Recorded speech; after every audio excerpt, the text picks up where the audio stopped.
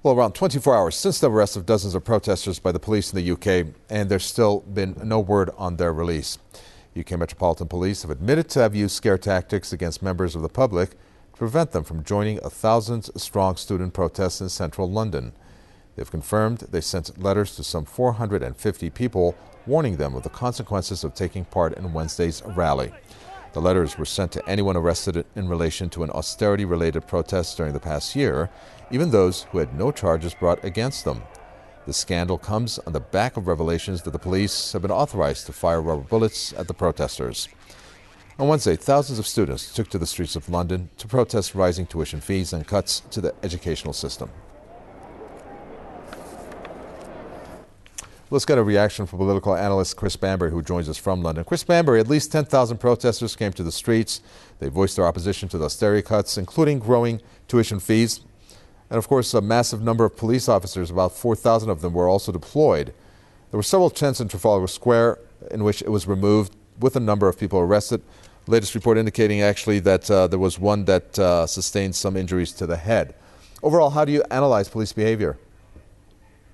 Well, I think the police were deliberately trying to intimidate people from taking part in yesterday's demonstration. As you say, they sent out some 450 letters to people who have been arrested or not charged necessarily in protest against cuts and austerity over the last year. And we've seen something else more sinister than just simply sending out letters. On previous demonstrations, people who have been arrested on these past protests have actually been taken into custody and held until the protest is over. This is a form of internment without trial, which is taking place inside Britain, or has taken place. And yesterday's protest, we had these warnings. A friend of mine whose daughter is at Oxford University told her tutor at Oxford University she intended to go in the protest.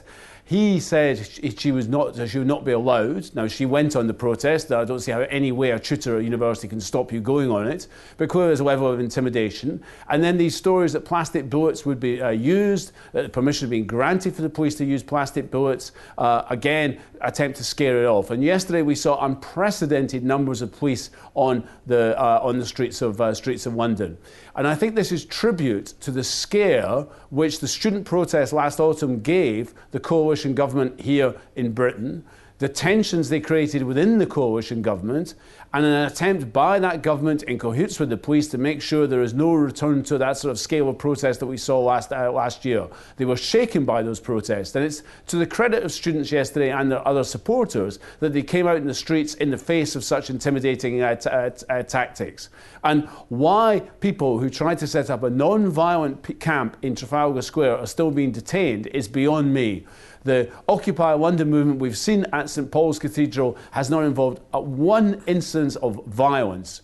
And yet the people who attempted to set that camp up at Trafalgar Square yesterday were moved on after an hour. The police dispersed them, and we gather that some people are still in custody as a result of it. Why? That is completely beyond me.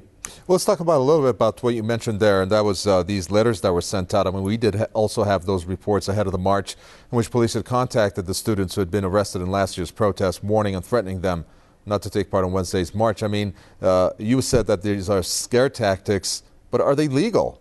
Of course, we could also talk about the police, their use of rubber bullets, as you mentioned, maybe part of a scare-mongering tactics. I mean, overall, why did they resort to such a tactic in the first place, including, of course, the contact that they made with these previous protesters? Well, of course, under British law, you are innocent until you're proved guilty. So if people who have not yet been brought to trial or have not been found guilty for offences supposedly taking part in these protests were sent these letters, I would have thought there is an issue there. And it would be up to legal experts to investigate that.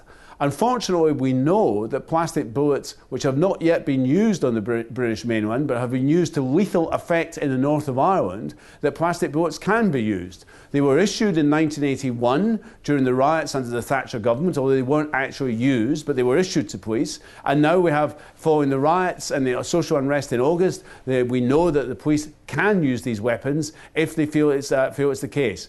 And I feel there has to be questions asked about what's happening in Britain today, because the right to protest is something which was won by ordinary people in this country. It was not something given by government. It had to be taken from government by people who were prepared to defy the law. The right to freedom of speech was won, and yet what I see here is a curtailment of the right to demonstrate and a curtailment of the right to freedom to speech, with the police yesterday acting as if they were the people who would tell protesters what they could and could not do as they were protesting over student fees. For instance, they blocked off whole areas of the corporate centre, or financial centre of London yesterday, denying access. We've already seen this when the Occupy London movement were prevented from setting up camp out in Paternoster Square outside the London Stock Exchange. People's freedom of movement is being curtailed, and we're seeing the right of protest being curtailed. And as I say, I think this is a move which has to be resisted. We have to fight to maintain the right to protest, to maintain the right of freedom of speech.